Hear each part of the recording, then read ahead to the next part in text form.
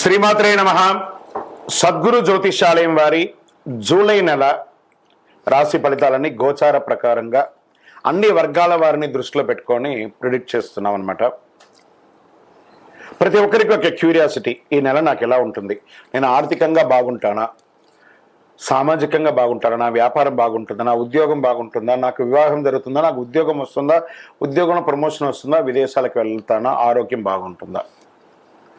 తప్పకుండా ఇవన్నీ తెలుసుకోవాల్సిన విషయం. నిజంగా ఆ గ్రహం మార్పిడి వల్ల మీరు అడిగిన ప్రశ్నలు అన్నిటికీ కూడాను ఆన్సర్ వస్తుంది. ఈ గోచార గ్రహస్థితి ద్వారా చెప్పేది మీ యొక్క వ్యక్తిగత జాతకానికి ఒక 40% మాత్రమే వర్తిస్తుంది. ఎందుకంటే మీరు పుట్టినప్పుడు ఒక లగ్నం ఉంటుంది, మీ టైం ప్రకారం ఆ నక్షత్రం ఉంటుంది. ఆ నక్షత్రానికి 4 పాదాలు ఉంటాయి, ఒక్కొక్క పాదానికి ఈ రాశులన్నీ ఉంటాయి. కాబట్టి దాన్ని దృష్టిలో పెట్టుకొని ఒక రాశికి 9 పాదాలు, 9 రకాలుగా ఉంటుంది. కాబట్టి ఏ నక్షత్రం వారి పాద గుణాలను బట్టి ఆ జాతకం కూడా మారుతూ ఉంటుంది. సరే, ఈ జాతకం ఎవరు తెలుసుకోవాలి అని అంటే, మీ వృత్తి వ్యవహారాల్లో జీవితాల్లో కావలసినటువంటి మార్పులు ఏమైనా చేయాలనుకుంటే తెలుసుకోండి.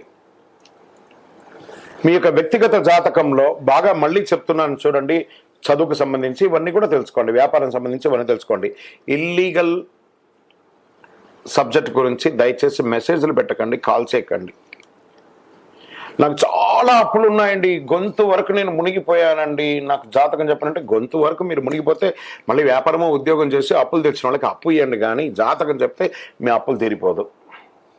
1, 2 మళ్ళీ ఈ యొక్క జాతకం అనేది బాగా గుర్తుపెట్టుకోండి, పడుతున్న వర్షానికి ఒక గొడుగు మాత్రమే, కానీ జాతకం జీవితం కాదు. మీ యొక్క వ్యక్తిగతమైనటువంటి జీవితాన్ని నమ్మండి, మీ వృత్తిని నమ్మండి, మీరు చేసే వృత్తిని దైవంగా భావించండి, మీ జీవితం బాగుపడుతుంది. జాతకం సపోర్ట్ మాత్రమే, నడుస్తున్నటువంటి రోడ్లో ఒక స్పీడ్ బ్రేకర్ మాత్రమే, కానీ ఆ రోడ్ని అయితే ఆపలేం భగవంతుడు.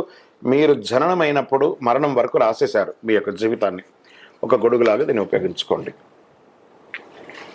రైట్, ఈ యొక్క 12 రాశులు 12 రాశులకి ఈ యొక్క జూలై నెల ఎలా ఉంటుందని మనం తెలుసుకోబోతున్నాం.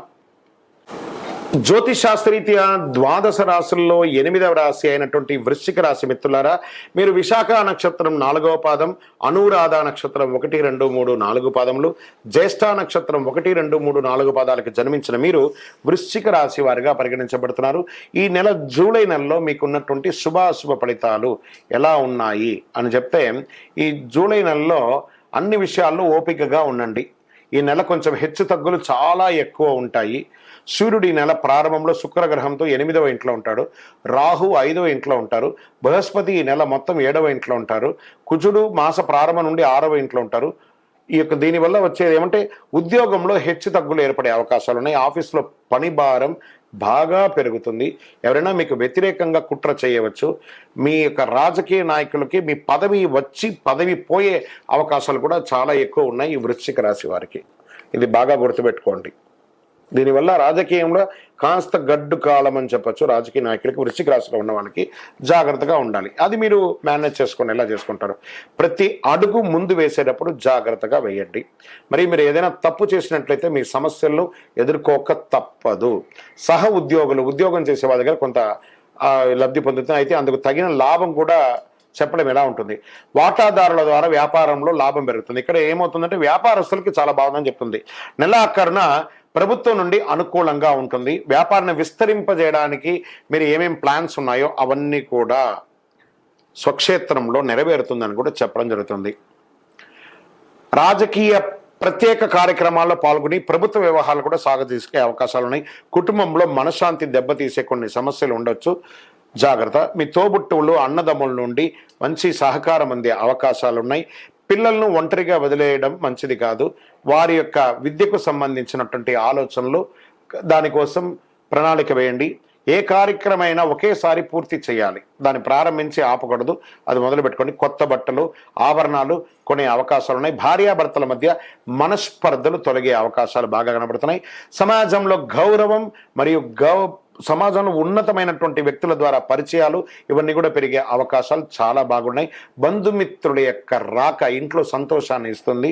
కొందరికి సంతానం లేని వారికి సంతానం కలిగే అవకాశం ఉన్నాయి. ఉద్యోగం కోసం ప్రయత్నం చేసే నిరుద్యోగులకి ఇది ఒక మంచి సమయం అని కూడా చెప్పచ్చు. ఉద్యోగం చేస్తున్నటువంటి స్త్రీలకు, వ్యాపారం చేస్తున్నటువంటి ఎంటర్‌ప్రెన్యూర్‌గా ఉన్నటువంటి స్త్రీలకు ఒక మంచి గుర్తింపు అనేది ఉంటుంది. చేతి కుల వృత్తులు చేసే వాళ్ళకి ఇది ఒక మంచి సమయం కూడా చెప్పొచ్చు.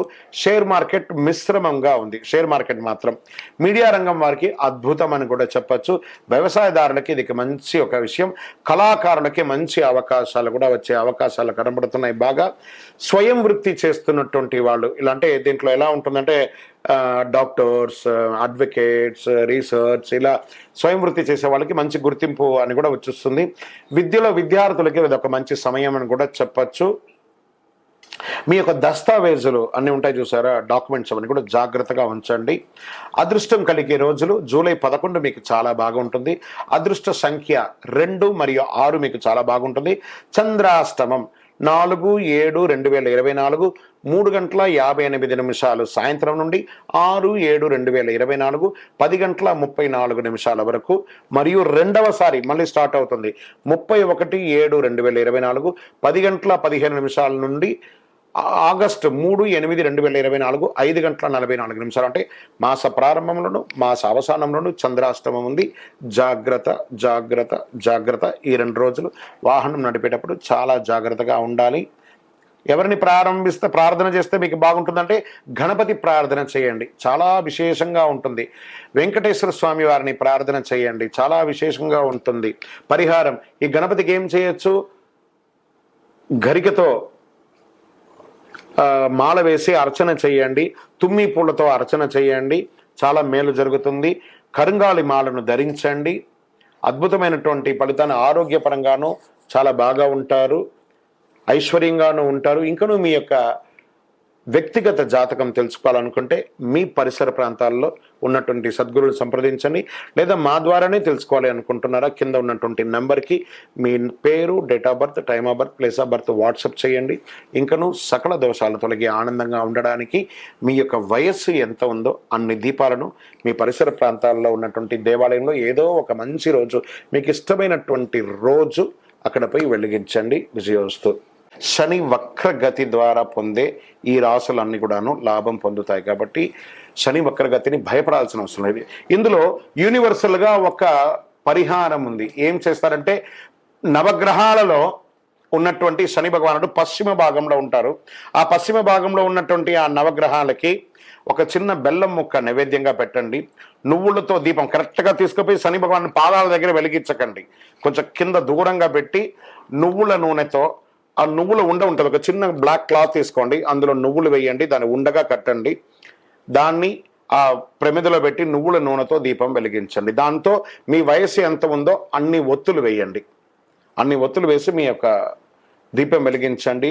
ఆ స్వామివారిని ఎలా ప్రార్థన, నీలాంజన సమాభాసం రవిపుత్రం యమాగ్రజం ఛాయా మార్తాండ సంభూతం తన్నమామి శనైశ్వరం కాకద్వజాయ విద్మహే ఖడ్గహస్తాయ ధీమహి తన్నో మంద ప్రచోదయాత్. ఆయన దగ్గర ఏమేమి అడగచ్చు, ఆయన ఏమేమి మనకిస్తారు. దేహి మే బుద్ధి వైశిష్ట్యం, దేహి మే నిత్య యవ్వనం, దేహి మే పరమానందం, దేవదేవ జగత్పతే.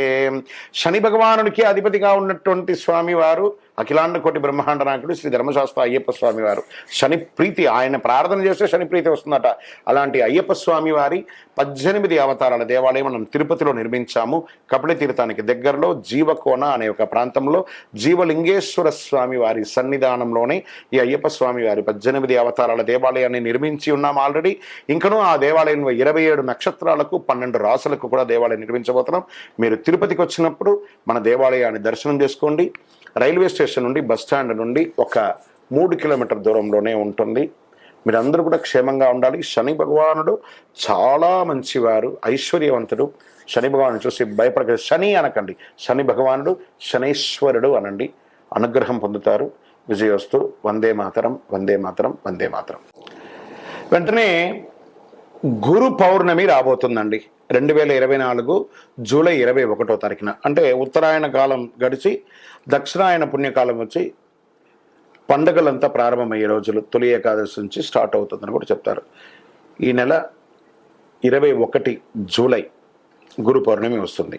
దీన్ని ఆషాఢ శుద్ధ పౌర్ణమిగా భావిస్తారు. దీని గురువుల ఉపాధ్యాయుల యొక్క దినంగాను పిల్లల చేత పూజింపజేస్తారు. వేదవ్యాస పౌర్ణమి కూడా అంటారు. గురు పౌర్ణమి జరుపుకోవడం, ఈరోజు గురు పూజోత్సవం జరుపుకొని గురువులకు అందరికీ కూడా కానుకలు బహుమతులు సమర్పించి ఆశీర్వాదాలు పొందుతుంటారు. తమ యొక్క జీవితానికి మార్గనిర్దేశం చేసినటువంటి గురోరధికం మూలం గురోరంధకాలము, ఆ యొక్క నిర్మూలాన్ని చేసే, అంధకారాన్ని నిర్మూలన చేసేటువంటి వారు అంత మహానుభావులు. గురువుల పట్ల అదే గౌరవం అన్ని వేళలా ఉండాలి. వారి యొక్క వెనక కూడా మనం చెడుగా మాట్లాడకూడదు. వ్యాస మహాముని పుట్టినరోజు కాబట్టి ఆ రోజు అంతా కూడా వ్యాస పౌర్ణమి అంటారు. సూర్యోదయం వేళ ఉపవాసం ఆరంభించి చంద్రోదయం వేళ ఉపవాసం ముగిస్తూ, చంద్రోదయాన్ని చూసిన తర్వాత లేదా సాయంత్రం పూజలు ముగించిన తర్వాత ఉపవాసం. పూర్తి వ్యాసం ఎలా ఉంటుందంటే, ఈ యొక్క దీనిలో ఎలా ఉంటుందంటే, హిందూ మతంలో గురువులు భగవంతుడికి భక్తునికి మధ్య సంధానకర్తగా ఉంటారు. వేదవ్యాసుని మానవ జాతికి అంతటికీ మంచి ఆధ్యాత్మిక వారసత్వాన్ని మిగిల్చి వెళ్ళారు కాబట్టి ఆయన మానవాళికి అందరికీ గురువుగా భావిస్తున్నారు. వేదవ్యాసుని యొక్క పూర్వనామం కృష్ణ దైవాపయనుడు. వేదకాలపు సంస్కృతనంతా 4 వేదాల్లో ఆయన సంకలనం చేసి తర్వాత ఆయన వేదవ్యాసుడిగా పిలవడం ప్రారంభించారు. దక్షిణ భారతదేశంలో కొన్ని ప్రాంతాల్లో పూర్ణిమ వ్రతాన్ని ఆచరిస్తుంటారు. ఈ పర్వదిన సందర్భంగా ఆలయాల్లో ప్రత్యేక పూజలు, పౌర్ణమి నాడే సత్యనారాయణ వ్రతాలు చేయడం, గురు పూజలు చేయడం, ఇవన్నీ చేస్తూ ఉంటారు. దక్షిణామూర్తి దేవాలయాల్లో చాలా అద్భుతమైనటువంటి పూజలు జరుగుతూ ఉంటాయి.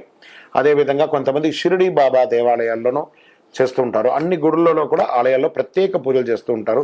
ఇది 3 రోజుల పండుగ కూడా చేస్తారు. అంటే ముందు రోజు పౌర్ణమి రోజు, పాడ్యమి రోజు, ఇలా 3 రోజులు కూడా చేస్తూ ఉంటారు. చాలా విశేషంగా ఉంటుంది. ఏదైనా గురు పౌర్ణమి రోజు గురువుని పూజించుకోవడం చాలా విశేషం. విజయోస్తు.